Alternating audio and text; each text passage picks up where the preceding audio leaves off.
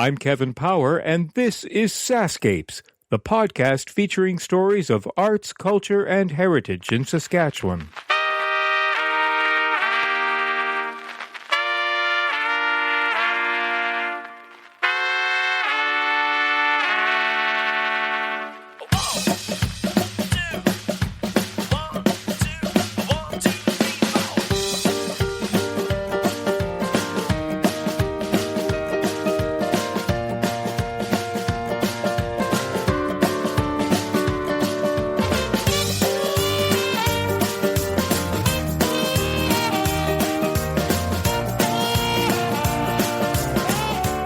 Saskatoon Community Youth Arts Programming, otherwise known as SCYAP, was established in 2001, addressing the social, economic, and educational need of at-risk youth, using art and culture as a primary tool.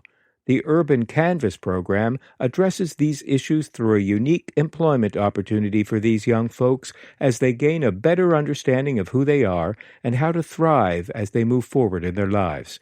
Darrell Lechman, SCYAP's executive director, and I have kept in touch since we first met when I recorded episode 30 entitled Remembering Alvin.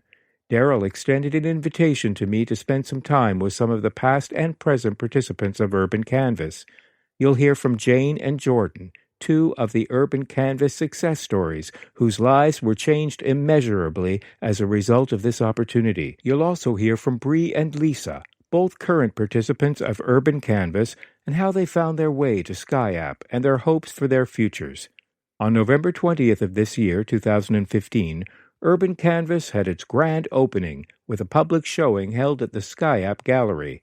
I think the turnout exceeded everyone's expectations. I attended the opening and captured some of what Darrell had to say in his speech that day. Enjoy the podcast. Well, it's certainly nice to be back at SCYAP in Saskatoon. That's the Saskatoon Community Youth Arts Programming, a fantastic program which SaskCulture supports. And I'm glad to pop in on a program that was canceled, I think, about 5 years ago, and now is back, called the Urban Canvas Project. And I'm here with some of the people that work at SCYAP and work with the students that are participating in the podcast. And my first guest is Jane. Hey, Jane. Hello. So let's begin by telling me what your role in general is at SCYAP. Okay. So I've been working at SCYAP for 5 years. My first 8 months was as a participant of the Urban Canvas project in 2010, 2011. And then after that, I kind of just stuck around quite a bit, and they offered me a shift and drop-in. And since then, my positions have grown exponentially. So I do public speaking, I do some social media, PR, I do drop-in, I work hands-on with at-risk youth, I teach paid classes, I teach in the debate center, the psych ward. I'm working with the Urban Canvas currently. I book the gallery, do face painting, murals. So I have my foot in every door in this place. Do you sleep? I do sleep. Not as much as I should, but I've never been much of a sleeper. What's your background? You're an artist. So I grew up in Saskatoon. Always lived here. I grew up with my mom and my 3 siblings. I had a pretty turbulent period in my life. In my formative years, and then also carried into my teens. I was into a lot of self-destructive behaviors, really had a lot of self-loathing and substance abuse problems and that sort of stuff, and also just the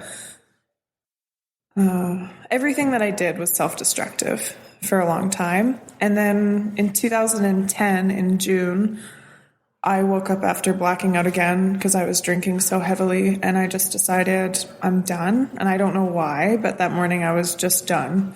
And I quit my job that day. I was waitressing. And then a few months later, I heard about the Urban Canvas Project. I always drew a lot as a child. I kind of fell out of it in my teens. I took some art classes in high school because they were easy enough to pass or blow off.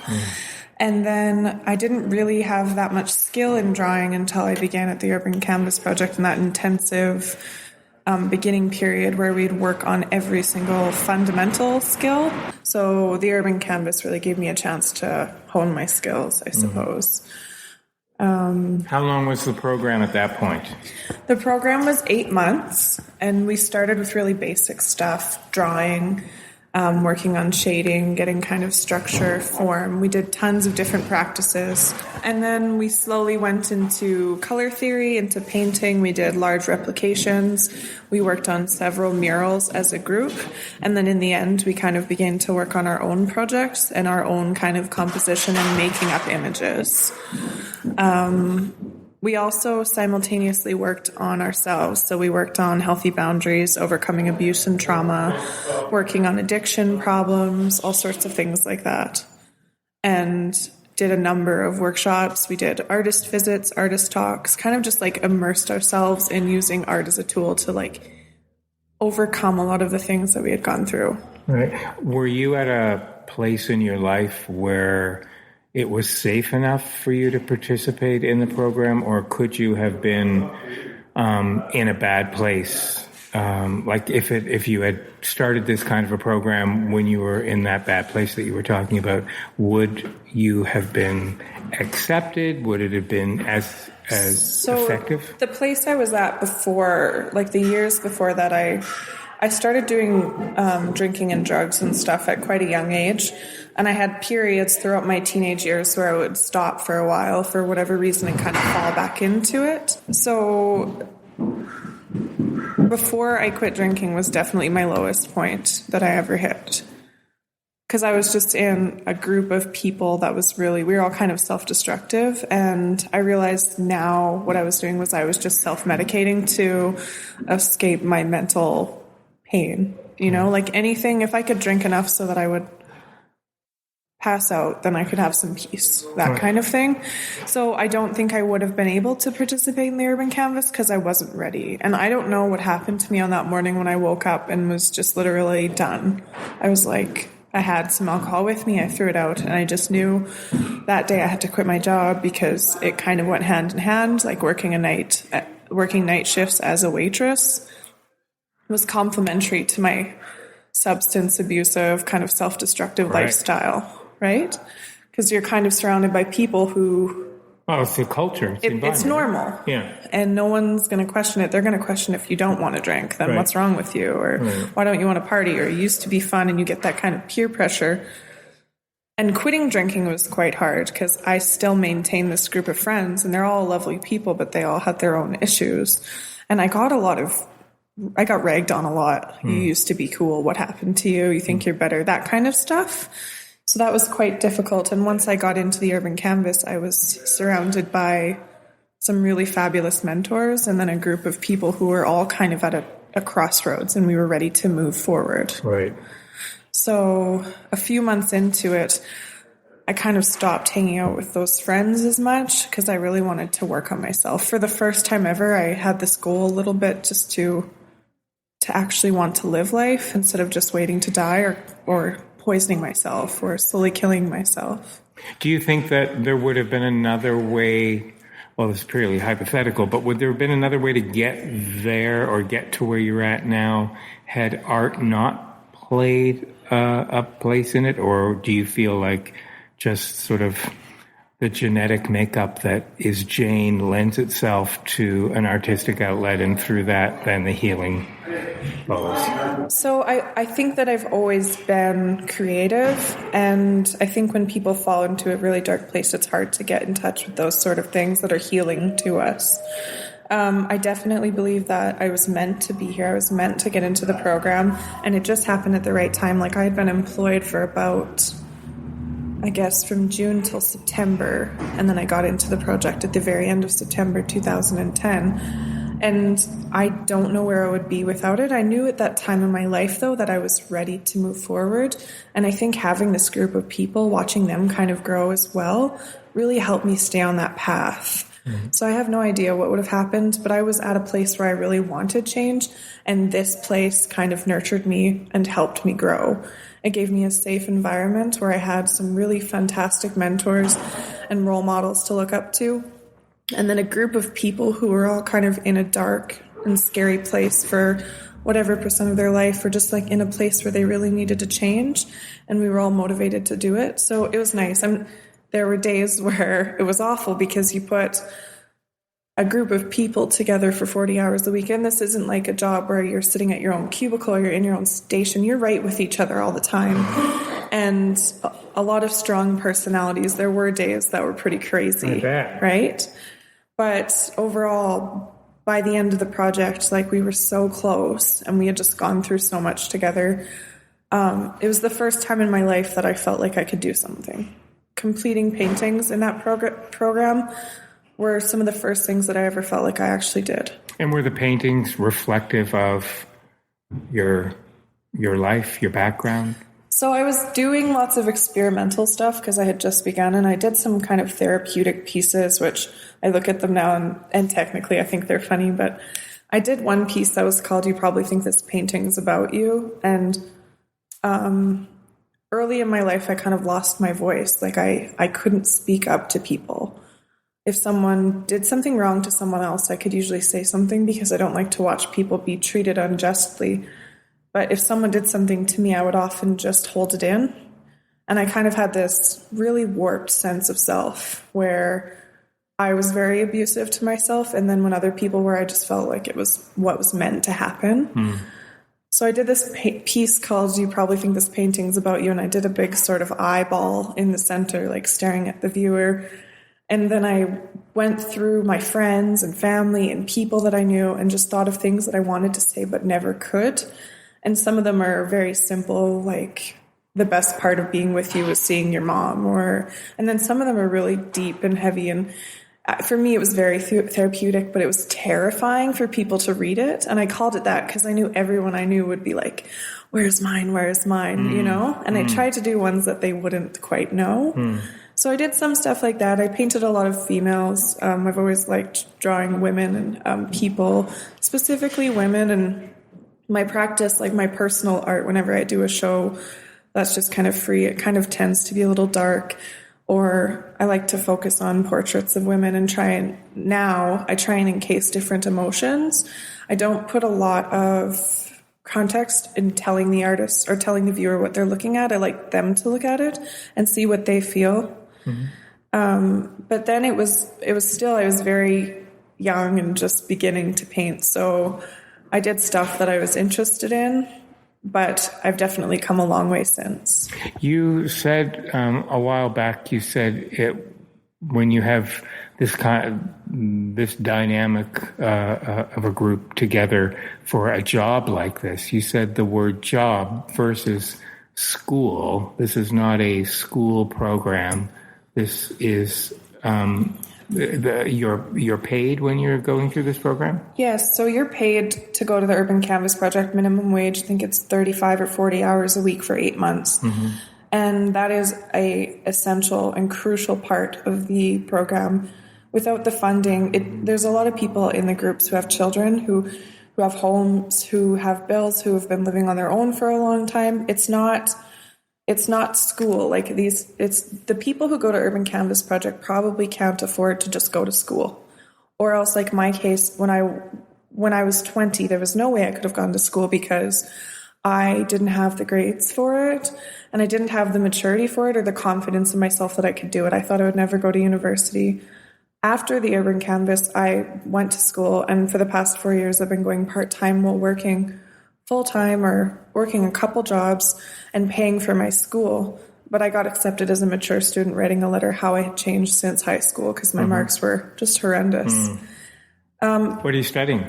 Fine arts. Of course. And I also take a lot of courses in the social sciences, sociology, psychology. I really love people. I find people so interesting, so I kind of couple it with that. And my passion really is in using art as a tool to help people heal. Like, I like teaching art, but I really like to teach people things that they kind of show people what they're capable of, because for me, just being able to create something that I was kind of happy with, like I always, you know how we're our own worst critics often? I was definitely like that. Like, I remember being at a therapist when I was young and her telling me to say, I love you to yourself in the mirror. And I'd laugh or like sooner throw up than I could say it. And I was so harsh on myself. But being able to do something you're kind of proud of, it's just this tiny little spark, having these positive role models and stuff. And then from there, I decided that I wanted to grow. When the Urban Canvas was wrapping up, I set some goals, and they were pretty simple. They were be happy, continue to make art, and learn to love myself.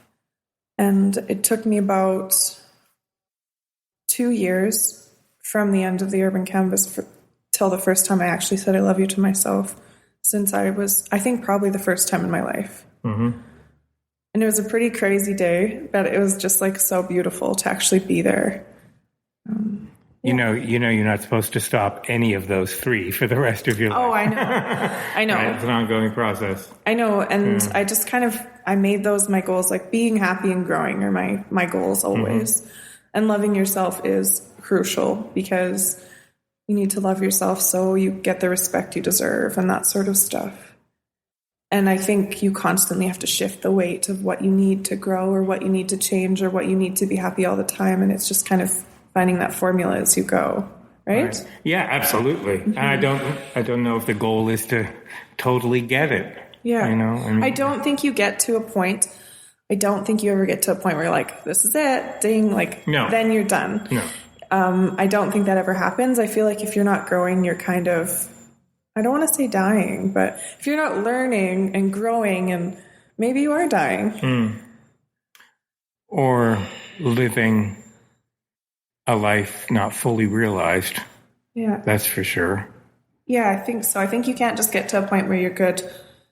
Once you stop, once you settle, I feel like you continually grow upward, or you go up and down, but the point is to find your journey and polish things out as they come, right? Yeah, and it's hard to know. I mean, for me, I always think I can't imagine what it would be like to not have art, not have expression in your life. Yet I don't want to be judgmental and say that everybody needs some sort of artistic outlet to flourish and to find themselves, but I can't imagine I don't know what it is to find that path in another way. This is all I've ever known. Yeah, so I think the way I explain it to people, if they ask me kind of if they're in a rut, I say you need to think of your mind, your body, and your soul, and find as many things that you can that feed those things. Yeah. So whether it's fishing or playing cards with your grandma or cooking or having a bath, you need to have those things that make life worth living, right? And all of those things, fishing and having a bath, are spending time with self. Yeah. Art is spending time with self. Yeah. So maybe that's the common denominator. That's what it is. It's finding those things where, so a really good friend of mine, that's where he feels most at peace, is when he's fishing. The world stands still and time's so beautiful, and he's so focused on this mission, and he gets the same thing that I get from art. So I think it's just finding a place where you feel like yourself, where you feel like you wouldn't want to change anything, sort of. And also I feel like a lot of it is really being busy with your hands, because I feel like when our hands are busy, our mind can actually think. When we're thinking too much, sometimes we can't even think at all, if that makes sense. Yeah, absolutely. Yes. Absolutely. This brain never stops. Yeah. I know. Yeah. What's it like mentoring and working with the participants of the Urban Canvas program that are upstairs right now? Having been through it, do you see yourself in any of these kids? Well, they're not kids. I do and I don't, and it's very personal for me. I'm an emotional person, so I get that kind of like heart swelling tear feeling often, because I'll just think back, and even think of myself younger, and just think of where I was and how I was so scared and so unsure of myself, and just the way that everything was scary. But to see them here and trying and ready to move forward and taking chances and growing, and it's only been a month and they've already grown a lot, and you kind of start to get to know people and kind of think about things that might be helpful for them. It's been really wonderful. I've worked with Eagle's Nest, which is a group of group homes, for 4 years, and they're a younger group. So they're anywhere from 9, I think the youngest one I worked with was about 9 to 21. And I've worked with them for 4 years, and I work with them twice a week because they have schools and they come here. And it's been really great watching a lot of these kids and kind of helping them. And you don't get through to everyone because not everyone likes art. But what I do is I try and expose them to as many forms of art. You know, you might not like drawing, but maybe you like sculpting, or maybe you like spray paint and stencils, or maybe you like charcoal. So it's just about kind of opening doors and exposing people to things, because maybe they'll find something that they can be, and then showing them techniques so they're proud of themselves. I think believing in yourself is so essential to growth. It's really hard to do, especially if you've come from a past where you've been beaten down, if you've gone through trauma, if you've experienced a lot of things that are kind of dark, the adversity. It's hard to believe in yourself when you get to in such a dark place, but it's so crucial to be in a point where you can say, you know, I'm capable, I'm meant to do this, I can do this, I'm valuable. It takes a lot of work, but it's just so important. Do the participants of this year's program know your story? I let them in on a little bit of it in the beginning, but I think it kind of comes more out. On the first day, Darrell wanted me to sit down and kind of give them a big synopsis, but I just gave them the beginning, the kind of basics of it.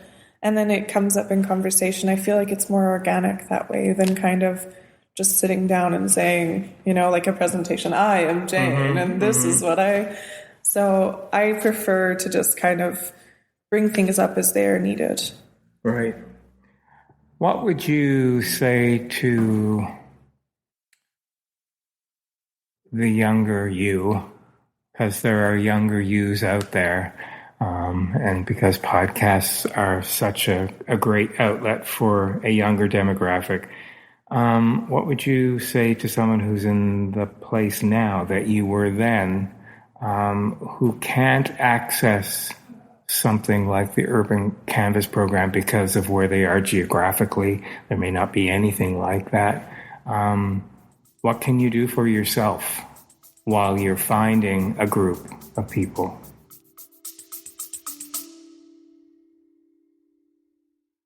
Hey, it's Kevin. I hope you're enjoying the episode so far. Just a quick reminder that the SaskScapes podcast is available for free on your favorite podcast app, or you can stream it from your browser. Check out the show notes for the link. On the SaskScapes homepage, you'll notice something new under the logo called SaskScapes Plus.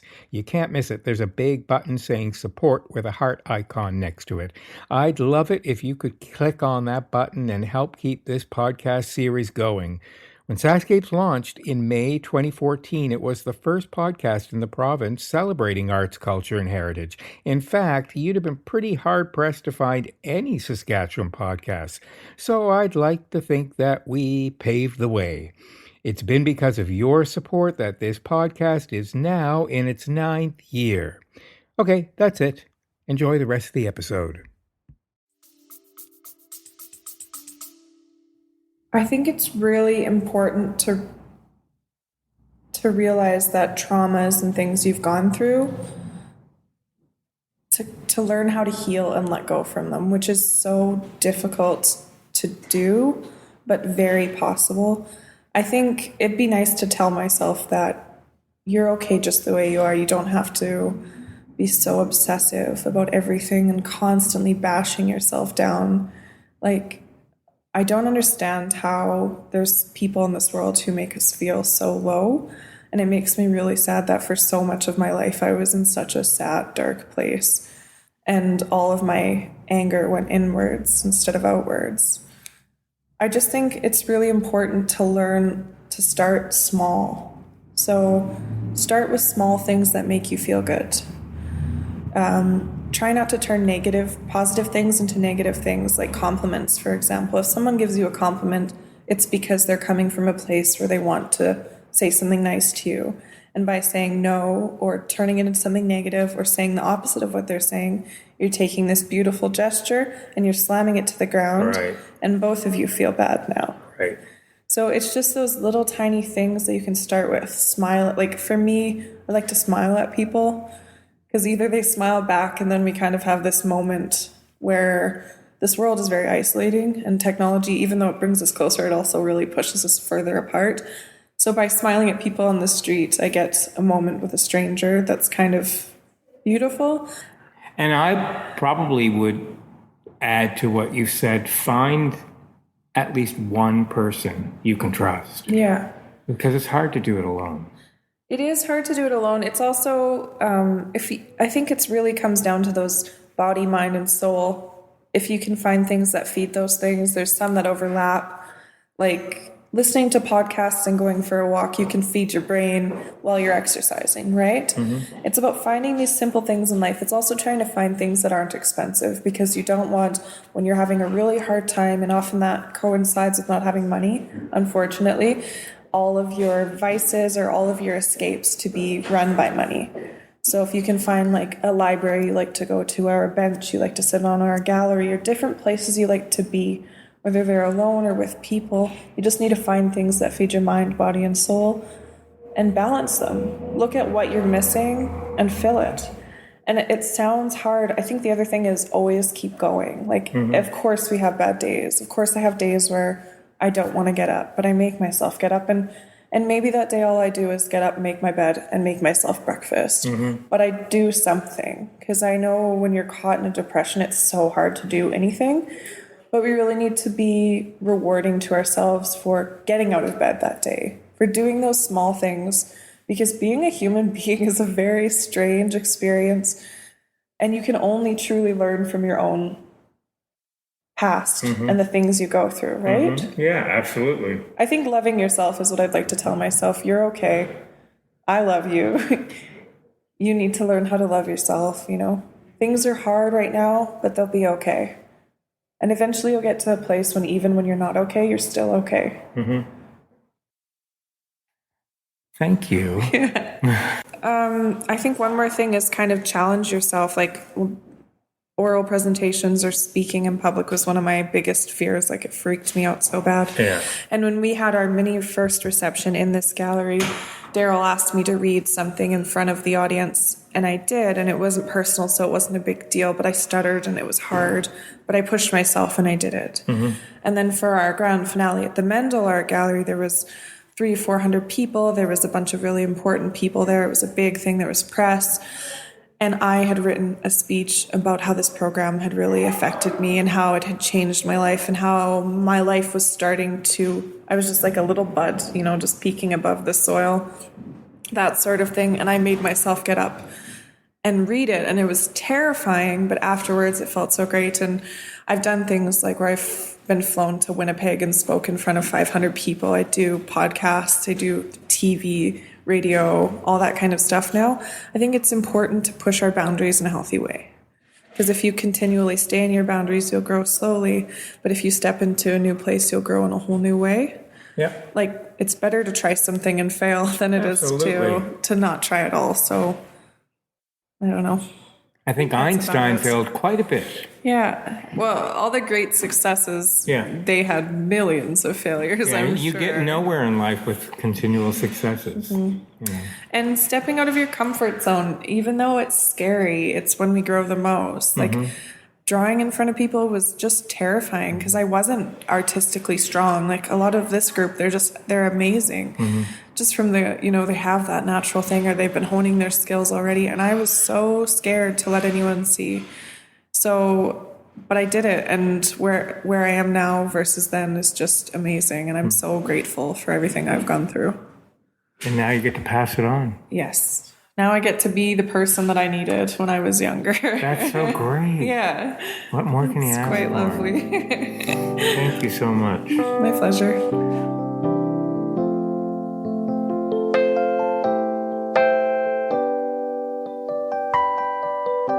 Okay, I'm with Jerry now. Hi, Jerry. Hey. I have it from a reliable source that you actually went through this program a few years ago. Yeah, I was there. Right, so how many years? 5 years ago, was it? Yeah, 2010, 11. Okay, so can you remember where you were at in your life just prior to finding out about this program? I mean, what were the circumstances that brought you here? before Urban Canvas, I was a little bit lost. I didn't know what I wanted to do exactly. I knew I didn't want to do construction anymore. I tried construction and it didn't work out. I wasn't happy, and I was good at it, but it wasn't as fulfilling as I don't know, as I expected more for myself. I was told to aim high and dream big, and so I wanted to do that. So I figured if I wanted to do university or something and start using my mind more than my hands. But then before I even did that, I saw posters for Urban Canvas, and I've known tons of people that have gone through the program before me. Oh, how were you in those circles to know those people? Just the crowd I hung out with. Okay. I used to hang out with a lot of kids at high school that were into drugs and alcohol, and I wasn't in the best place in my life too. I think I quit smoking weed the first week within Urban Canvas, and I stayed clean for the whole time after that. But did you have an artistic background at all? I mean, I've been drawing ever since I can remember, and I never liked painting, but I just knew I loved to draw, and I just love the idea of Urban Canvas, and I was here every day. I showed up early. I'd sometimes stay late, and I'd come in on the weekend once in a while, and I didn't miss a day, I think. you probably didn't have that enthusiasm with construction, I'm guessing. Not nearly the same. Right. Yeah.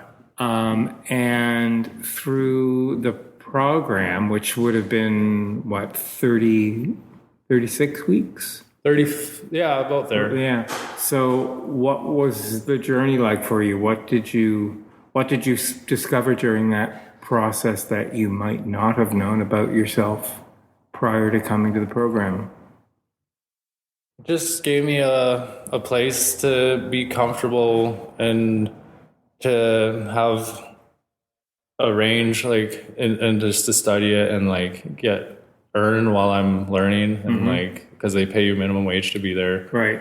and then just have other artists available to you and to give their opinions, other artists that do make it as a living or do make art as for their living. Right. And did you find that because of where you had been prior to coming to the program, was the drawing that you were doing particularly reflective of your psychological journey leading into the program? I mean, were you getting crap out through your drawing? What were you expressing? What were you trying to say through your drawing? I'm pretty technical, so I like to find out formulas and study things and but yeah, I do. It almost sounds like you're an architect. Well, the construction helps too. Right. Part of that. Yeah. Right. Like if I want to learn how to draw a figure, then I like to follow proportions and study some of the masters and learn how they do it, so I can be almost as good as ever, learn how to get to that point. Right. Or I don't think you continue drawing now. Now that I'm teaching with SCYAP, I don't draw as much as I'd like to. But I'm still creating every day. I paint at least a few times a week. And tell me about the work that you're doing here with SCYAP. I mean, that's a pretty huge. Did you start working for SCYAP after you finished the Urban Canvas program? They offered me a job. That's pretty great. Right away. And I wasn't able to accept it at the time. And I figured I wanted a break from painting. So I didn't take the position, and I went traveling for a bit, and I visited my family. I went to Eastern Europe and lived in Bulgaria for 3 months. My sister had a place there, and I saved up. Family background? You got your heritage goes all the way back? No, my sister and her boyfriend just picked a spot to start a new business, and Bulgaria was one of the only countries that didn't have a business. So I had an opportunity to go live there for really cheap, and I decided to do that instead. And I studied art a bit there, went to art museums, and I got to see Europe a bit. Right. This is my second or third time there, and wow. So until that time, I tried to find other ways to find healing and growing, to continue my journey. I learned how to cook, and I studied yoga, and Wow. yeah, I don't know. I just wanted to keep the positiveness going. Right. And boy, a long way from construction. Yeah. Right. And then you came back and then you started working after traveling for a bit? I kind of branched away from SCYAP for a bit because I still wasn't sure what I wanted to do. Okay. But I was applying for new jobs. I was trying new things out. I applied for one job, and I asked for a reference letter from my boss at SCYAP. And it was one of the best reference letters I've ever had. Or it is the best reference letter I've ever had. And she just made me feel like I'm missing out. It was like a slap to the face. Like I was like, dude, why did I stop going? And and then I started coming back. I was here every day.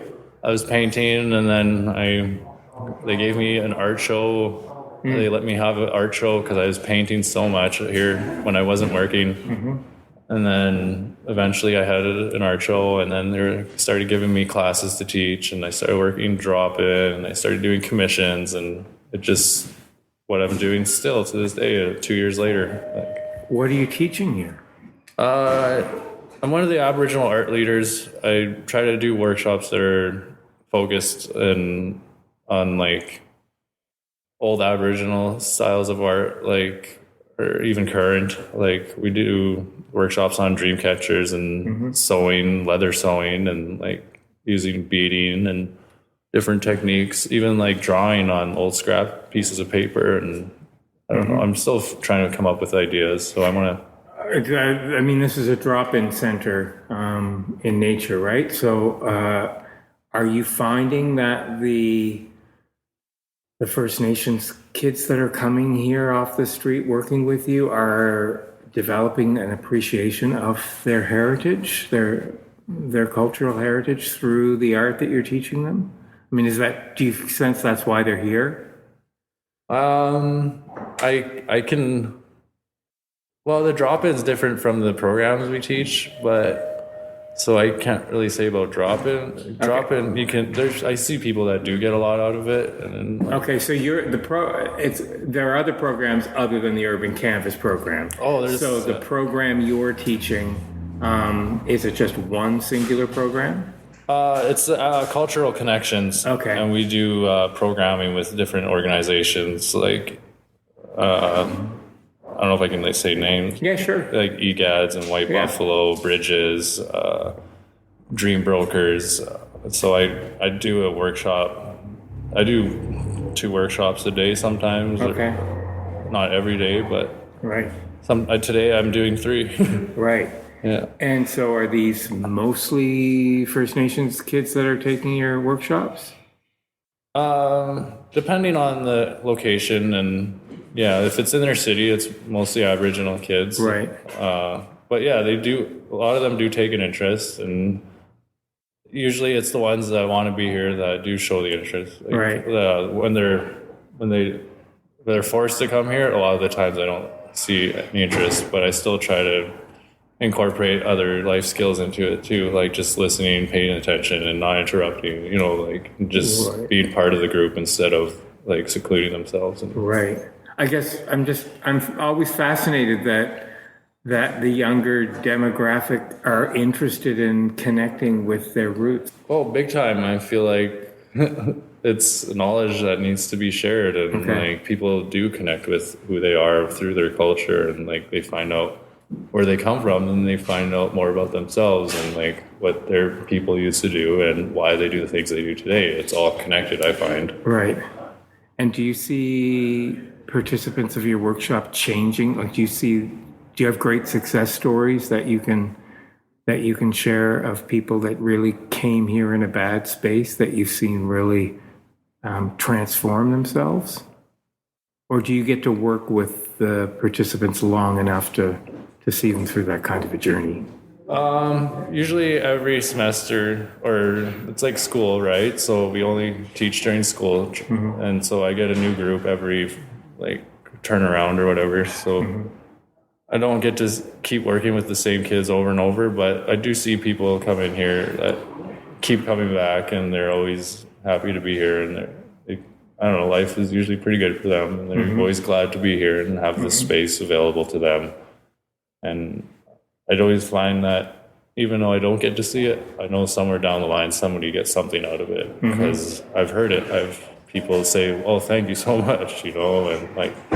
Plus, you're walking billboard for the success of the programs at SCYAP. And I try to be, it helps, and people do see it, and they want to see the same growth in themselves, and it goes back and forth that way. It's hypothetical, I realize, but could you imagine getting to the place where you're at now without artistic expression? I mean, are you pretty much hardwired for self-discovery through artistic expression? Nowadays, now that I'm here almost every day, right. And I have to be here, and I don't see where I would be without it. But even when you're traveling, you didn't let it go. I mean, it was as much part of your travel as anything, right? Exactly. Yeah, like I said, I've been doing it since I remember, and part of the reason I started coming back here is because I knew I could do art for this many hours a day, and it wasn't going to stop me, and Right. Who influenced you artistically when you were growing up? Who sort of lit that spark of artistic interest and inspiration? I don't know. It just was always there. My dad used to manage a comic book store, so I used to draw the comics. I used to watch the cartoons. Right. My mom was always super supportive. She would always buy me sketchbooks and pencils and this and that. And then whenever I took art classes, the only class I would excel at, or actually go to and commit to, a lot of the science and social and math, I wouldn't have anything to do with it. I just draw on every test anyway, so I wouldn't even finish an answer half the time. Right. So, and a lot of those high schools, not a lot of them, but I've heard high school teachers be like, if you're not going to memorize this assignment, you might as well go flip some burgers. Well, I'm not doing that now. So that's why I say dream big, aim high, reach for your goals. I'm guessing construction isn't in the picture for you anytime soon again. I do still enjoy it. Do you? I can help people out here and there, but on your own terms. On my own terms. Right. I refuse to do it outside in the winter, 50 below in Saskatchewan. Right. Yeah. Or whatever. Right. Yeah, no kidding. With steel toe boots on. No kidding. Yeah. Well, I have it on from a reliable source, namely your cousin, that this place changed you hugely. So she knows a little bit about your journey. Would you say that the person you were before you first walked in the doors of SCYAP and the person you are now are two completely? Has it been a radical shift for you? Are you in a much better place? It's crazy to imagine. I feel like myself now. I have found my voice, and I can do what I want and be comfortable with my emotions and myself and my own skin. I have confidence, and I can do work and not be afraid to take the next step and just want to see the results instead of being, I don't want to do this, Yeah. And just accomplishing goals. That's the main thing, is having goals and reaching those goals. And art is one of the ways I do those. Right. Yeah. So the work that's being done here is not just on an artistic level. You're also working on life skills with these guys. Exactly. Right. Yeah. We're pretty lucky to have this in a city. Yeah. The people I work with today are some of the people I'm closest to, because they have helped me so much, and because we work together so closely sometimes, and we know so much about each other, and we have to express that too through our art and in life. And we want the funding to continue because we want the doors to stay open, right? Oh, there's so many people that come in through here now. Really? How many people do you think coming through here in a day? I think, I can't say per day, but I think it's different every day, I guess. It averages from at least 15 or more to maybe double that or triple sometimes. I don't know how many people come through here every year, right? Right. So if it just helps one person, which it does, it helps many people, and it just keep it going. And I love it. I love it being here, and I want to stay here so I can give that gift that was given to me. And that's what I was always told. When you have a gift, you should share it with others. And whether that be art or compassion or whatever, just opening the door to someone who needs it, Could you have ever imagined you'd be in this headspace had you rewound time 7, 8 years ago, that you could be talking about yourself in these terms? No, not even close. I was very isolated. I am an introvert by nature, but I push myself to be something I'm not all the time here. I have to, even though I don't always feel it, I have to believe it sometimes. And especially when I'm working with young people, I'm not always in the greatest mood, but I still have to put on a good show, or at least make them feel like I want to be here and that there's a purpose for all of this. Well, from one introvert to another, power to the introverts. Yes, I think we're great people, we introverts. Good thinkers. Good thinkers, that's right. We recharge by thinking. Thanks so much for sharing a bit about your story. Thanks so much for having me. Sure thing. Talking to me.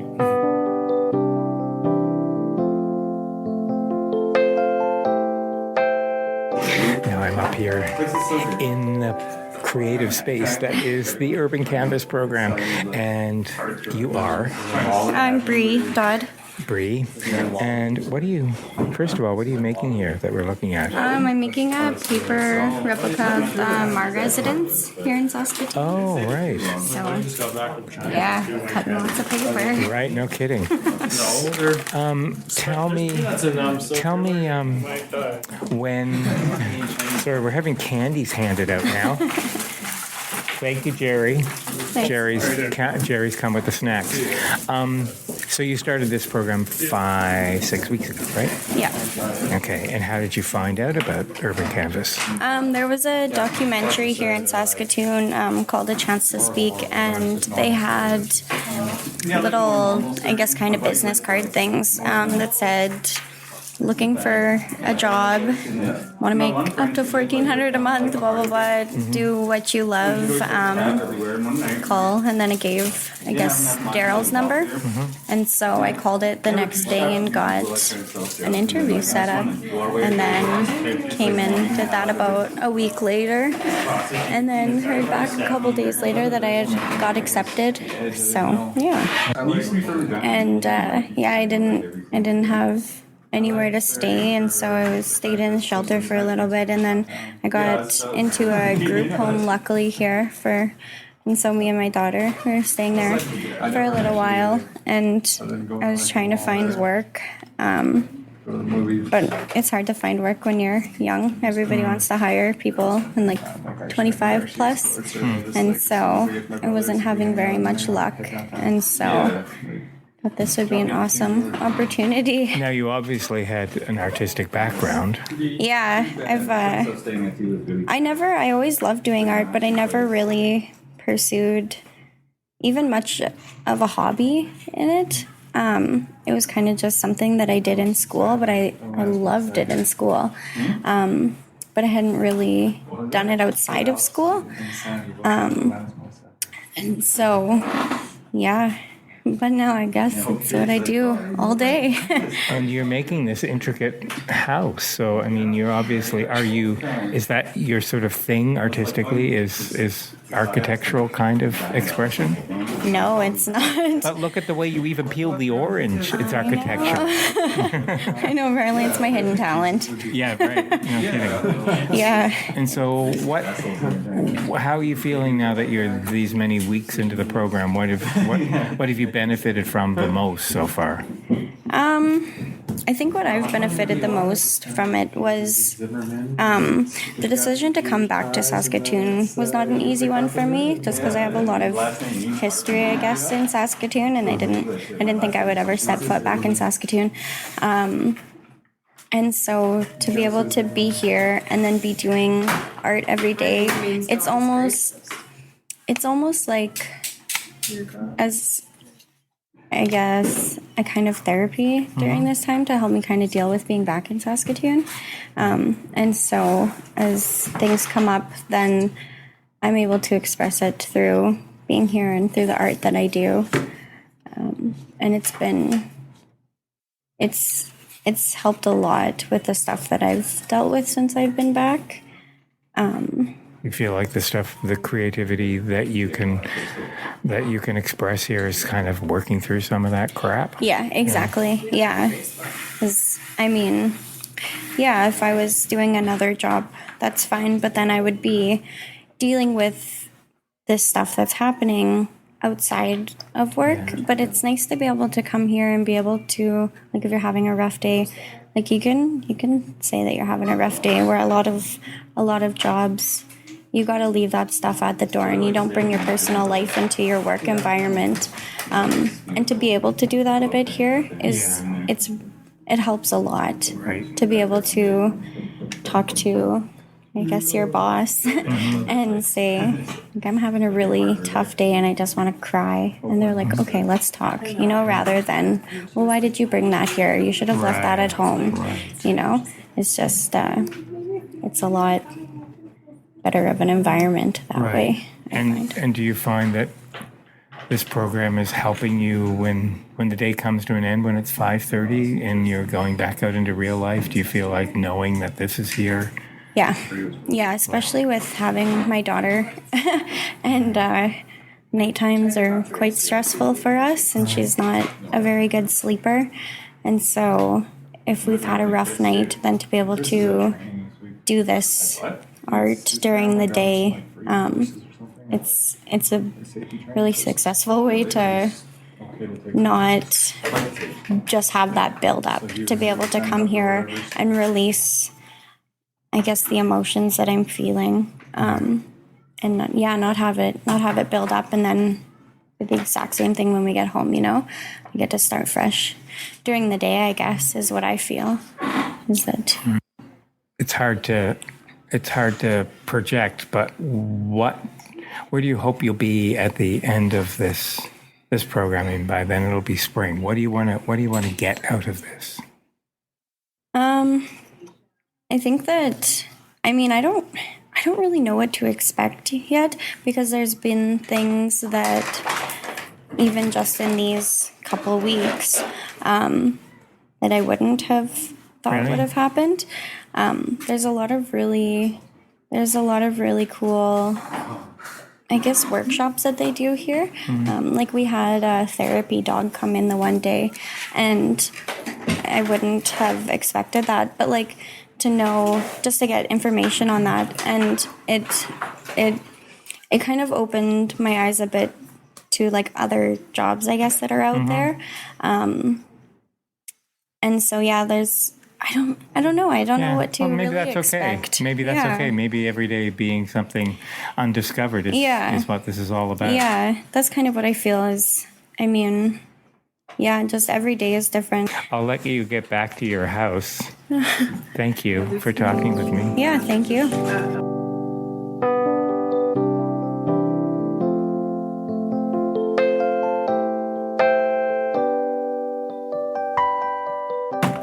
Hi. What's your name? My name is Lisa. Lisa. And you're drawing, but what's on your phone? Are you drawing a sketch that's on your phone? Yep. Can I see what it is before? This is sort of the sketch you're inspired by?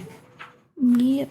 All right. So where are you originally from? Saskatchewan? Yes. Okay. And you found out about the Urban Canvas program how? I found out about it. Actually, here I was walking down and I saw other posters. I was like, wow, that's really interesting. Because at that time I was really struggling to find like a job. And I thought to myself, well, I don't have anything to lose if I apply for this. And I was really excited when I got in. When I got the phone call, I was like so ecstatic. Yeah. I ran all the way to my best friend's house to tell him, but turns out he wasn't there. Oh no, nobody to tell? He had a pet cat, so I told you told the pet cat? Yeah. That's funny. Yeah. Tell me the pet cat didn't talk back. And had you had any kind of an artistic background before you came here? You knew you were interested in drawing? Yeah, I've been really interested in art ever since I was little. all I ever mostly did was art in high school classes and all that, but nothing really professional or anything like that. Right. What do you think it is that they saw in you? And because you all went through an interview process, right? What do you think it is that they saw in you that thought, yep, she's a great candidate for this? What's your sense of what they saw in you? I guess they saw I had potential and like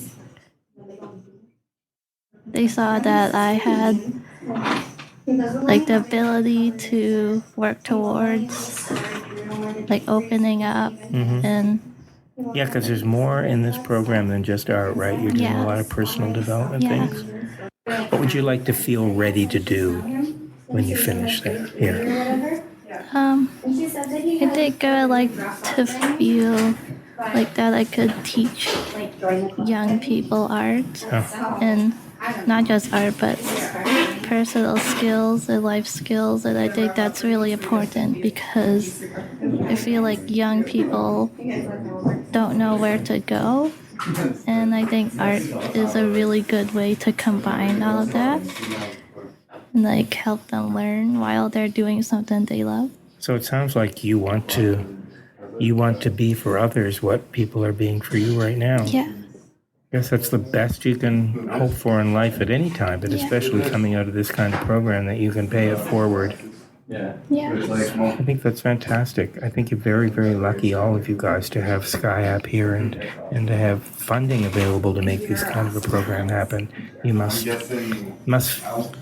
waking up every morning must be a little less stressful knowing that you've got here to come.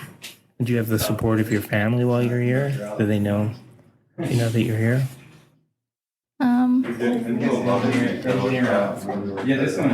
Me and my family aren't really close together. Close, right. But you have friends that can support you, that are proud of you for being here? Yeah. That's great. That's important to have. Well, I hope that you get more than you could have imagined out of this program when it's all over, and that you have that opportunity to pass it on to somebody else. Right on. It's a pleasure talking to you. Thank you. Thank you.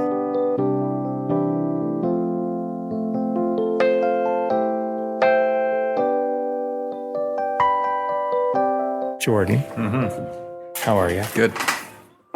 Tell me about your work here at SCYAP. Okay. What's your official position? My official position, I think on my card it says Art and Personal Development Coordinator at this point. Okay. All right. I am also the full-time Urban Canvas program instructor and other things. I started here in 2009. Okay. So the first program I worked on was Urban Canvas 9, I guess. My wife and I moved out from BC in 2007 to do our master's at the U of S. Oh. In art, I take it? Yes, in art. What medium do you work in? Kind of everything. My master's, my final show thesis was drawing and sculpture and photography, but I've worked in every medium. So. Okay. And then I started, after I finished my master's, I was also teaching. I still teach there occasionally at the U of S and then working here at SCYAP. Right. Yeah. So Urban Canvas is basically your baby. You're responsible for the day in, day out nuts and bolts of making this happen. Yes. Tell me, because I've sort of left this out of all the conversations, what happens toward the end of this program? Are you literally working toward a big, massive urban canvas? So the Urban Canvas, I think kind of the idea came from this idea that the final project ends up being some sort of large mural or something like that. That's what they're training themselves up. So I'll run them through a first year university kind of drawing and painting course, get them through the basics. And then also they develop as a group together, and then as a group they end up doing these larger projects out in the city. So some of the previous groups, Urban Canvas 9, we did a large mural at the food bank. Right. Then with Jane's group and Jerry's group in Urban Canvas 10, we did a large mural at Comfy and a large mural at the Royal University Hospital. So once they had all the skills, then we could take them out and kind of do these community engagement sort of projects. So that would be the goal of this group as well, is at some point they'll get out in the community. We have at least one mural already lined up with Mowasin Valley to do. It'll kind of be an in-house mural that they'll end up putting up someplace. I don't know if it's at their center or not, but after that we'll end up with working some other large mural into someplace. So. Okay. So how many urban canvas programs have you actually been involved in then? Well, this is number 3 because there was a break, right? Yeah, after the Urban Canvas 10, there's been a break. So I was on to different projects after that, like the street graphics novel. And you did do the street. Yeah, oh, right. Yeah, and then also been doing random classes and working with some other art leaders, helping out like Jerry, who you've already spoken to, kind of get him trained up in how to do his classes and help him out with that kind of stuff. So through the Urban Canvas programs that you have been involved with, have you seen some pretty dramatic transformations in the lives of participants? Oh, definitely. Yeah. We've, even from my very first one, it was a very, like this group I have right now is really, they're really focused and they concentrate well, and I love them a lot. Because hey, did you hear that, you guys? You're really focused and you concentrate well. My first group they were really, really distracted, and really their focus was kind of all over the place. But with some of their successes that they had, one woman's she's a carpenter now with the school board. Another woman is a pipe fitter or something like that. So they've gone on, even though it may not be, any kind of art kind of related things, they really learned how to, through having to be here doing the art, they really learned how to work together and how to get over those conflicts that they were kind of stopping them from succeeding in life, having to deal with other people. They got over that, and they were able to really achieve a lot in their own lives. So.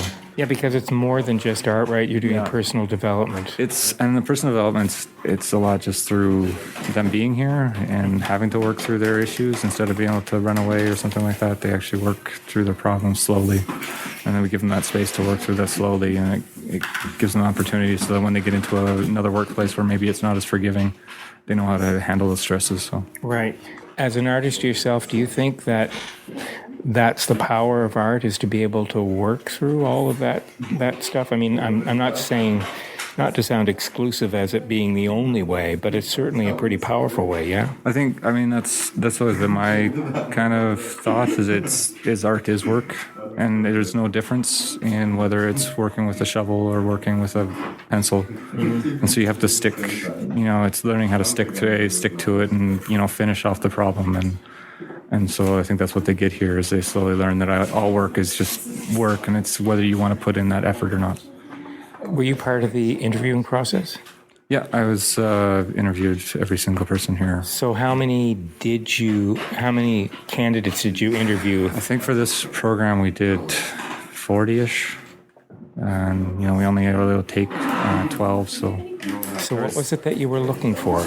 I think when you're looking at the different participants, we're taking a lot of people that are in at-risk kind of situations, and it's whether they're at that point in their lives to make a change, because we can only affect them so much. If they're not willing to put in the effort, or even look like they even have a thought of putting in the effort, then we know we're not going to be successful with them. So, but there's lots of people that are right at they find this program right at that point where they think they're ready to make a change, and they just need a little bit of a helping hand, and that's where we're able to really be successful. Whereas if we were interviewing people maybe that were still dealing with some heavy addictions and that kind of stuff, and we know at that point it's not going to be the most successful if we can't get them past that first, and that's not something we're that set up to do. But it's for these others that have kind of made that shift or gotten past that or something, that they're able to really be successful. It must have been a great day to call the 12 that were accepted, and let them know. I mean, I've already talked to a couple of them that it was a huge day in their life when they got word. Definitely. It stopped for the period of time that it stopped because of funding issues, right? Yes. Our program used to be funded through Service Canada, and their funding model changed from long-term projects. That was what Urban Canvas was run through before, so kind of 8-month sort of long-term, maybe more funding towards each individual. To Service Canada changed to a model of like 30-day programs, trying to run as many numbers through as possible, which doesn't work with our project structure. Right. And as it's set up now the province is funding this program exclusively with a few other partners that we've kind of put together. But being it through the province now, the project was able to go, and we were able to actually kind of structure it almost slightly, not too much looser, but a little bit looser than the Service Canada. We're able to, Service Canada, if you had any kind of work history, you really didn't have an opportunity to take the program. Whereas here, if you may have fallen on some hard times, but you had worked in the past, we were still able to kind of help you out. So it's been good. Is this sort of, in the grand scheme of things, what you kind of hoped you'd wind up doing as you were winding down your master's program? To have an opportunity here, like I've always had a history of coaching and doing that kind of stuff as well in my background, so it was really kind of a great combination of the two. Yeah, because you kind of have to be prepared to take on some emotional coaching as well, right? Yeah, which is different, but it's something you kind of learn as you go. Well, I sense that they all have a feeling it's a safe space for Yeah, I mean, that's the number one thing that we can do is set up a safe space, and then the rest kind of, it's not that it works itself out, but it almost does. It gives them a place to kind of work through what they need to work through. What happens on the 20th of November?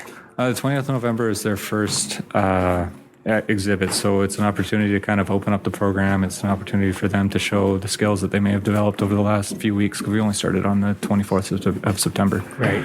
And then it's just a celebration of their new beginning. And then when we roll around to, I think May 20th is our final day of the program, we'll have a big closing reception and a big closing art show, so they kind of see, it's almost like a chance to see where you're at, and then at the end kind of wrap everything up.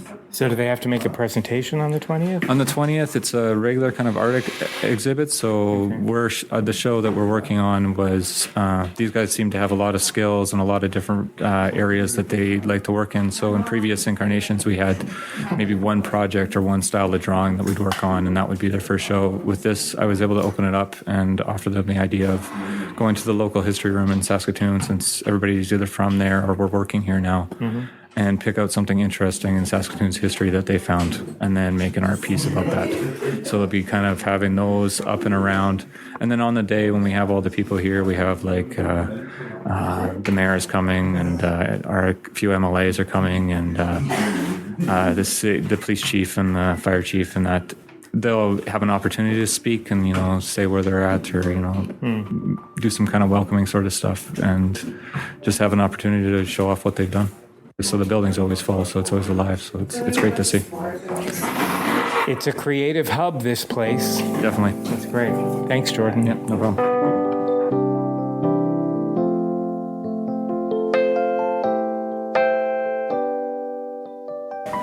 We face challenges every day, all of us. And one of the biggest things about Urban Canvas is we want to try and get people an opportunity, young people an opportunity to have some challenges. And maybe get stronger through some of the diversity that they have in life, and also some of the challenges and adversity that we put forth to them in the over 8 months that they're with us. So I want to thank, first of all of our Urban Canvas participants. It's an absolute pleasure, and it's a dream come true when we have an opportunity to work with 12 people that are really looking for something more in life. And if we can do a tiny, tiny part of that, to be a part of that, a tiny part of that, then that's what makes it all worthwhile. So I want to thank all of them, and I have a few just special thank yous here that I want to add. First of all, back to our initial acknowledgement of people, the Honorable Gord Wyatt, and he's the Minister of Justice, and I'm so happy to have a friend and also one of our best ministers here. With everyone else. So thank you to Gord. A couple other things. A fellow by the name of Laurie Pusher, he's the Deputy Minister, the Ministry of the Economy. I'm not sure if Laurie's here. I think he had he's dealing with the refugee issue actually in the legislature now, I believe. So he couldn't make it, but he was coming. He was planning to make it. And Laurie's a big part also of why we're here. Laurie came to me probably about 6 months ago and said, you got a really good program going here. It made big dividends for the city and the province. do you think there's an opportunity that we can get that program going again? So with Lori's leadership, and then obviously people like the Honorable Don Morgan and our other ministers and MLAs, we were able to get Urban Canvas 11 going after a 5-year wait. So I want to thank all of our provincial government, and I want to thank Lori Kushner. There's another individual that's here that I want to give thanks to, and it goes way back to 2001. I get a little emotional when I talk about this person because when I came here with just nothing really, just an idea, and I was an unknown here. I literally just moved in here 6 months before. I didn't know a soul here. And I went looking for funding for this idea and this program that I had. And Service Canada answered one of my calls. There was a couple of program officers at Service Canada that kind of stepped outside the box, and they said, you know what, we've never seen anything like this before. This is incredibly innovative. This is something that we should take a shot at. And I know that they lobbied their superiors there at Service Canada, and we got our first one going in 2001. So as much as I want to thank our provincial government and everybody that's got this one going, it still leads back to 2001. And Jennifer Stelzer is here. She was a program officer in 2001. She's now a manager in WD, Western Development. But I owe a big thanks to Jennifer for, number one, being a bureaucrat that steps outside the box and is willing to take a chance. And that's a very difficult thing to do. And I want to give a good shout out to, and we mentioned them, but I need to mention them again, is our coordinators of this urban canvas, Jordan Schwab, Jane McWhirter, and Marcel Petit. These people aren't saying anything today, but they're with our group every day, 5 days a week, from Monday to Friday, from 10:30 till 5 p.m. And they're the ones that are really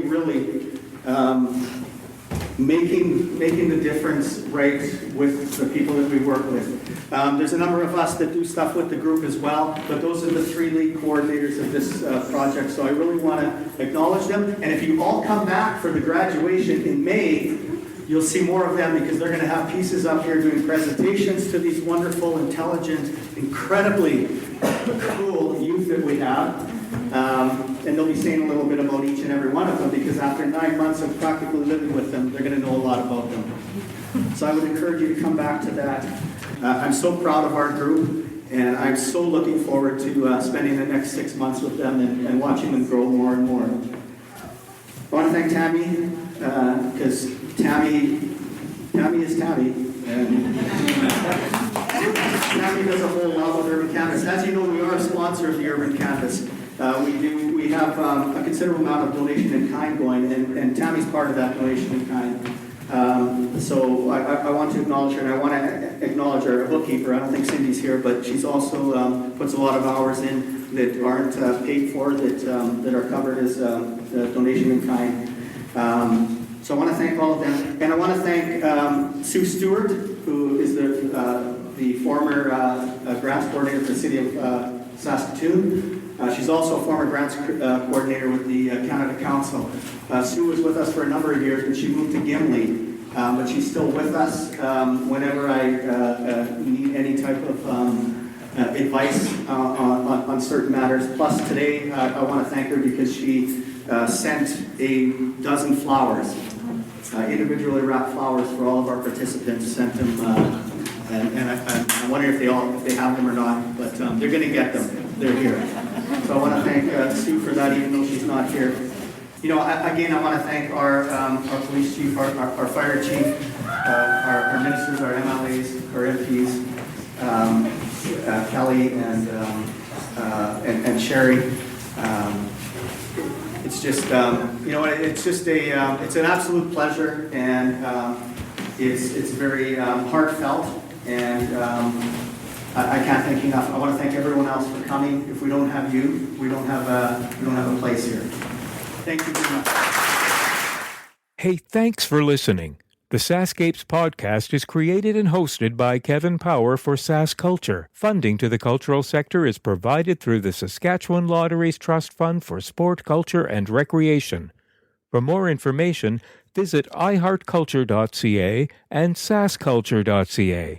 You can follow us on Twitter at SaskScapes and at Kevin Power Live. Music for SaskScapes is provided by Saskatchewan-born singer-songwriter Jeffrey Straker.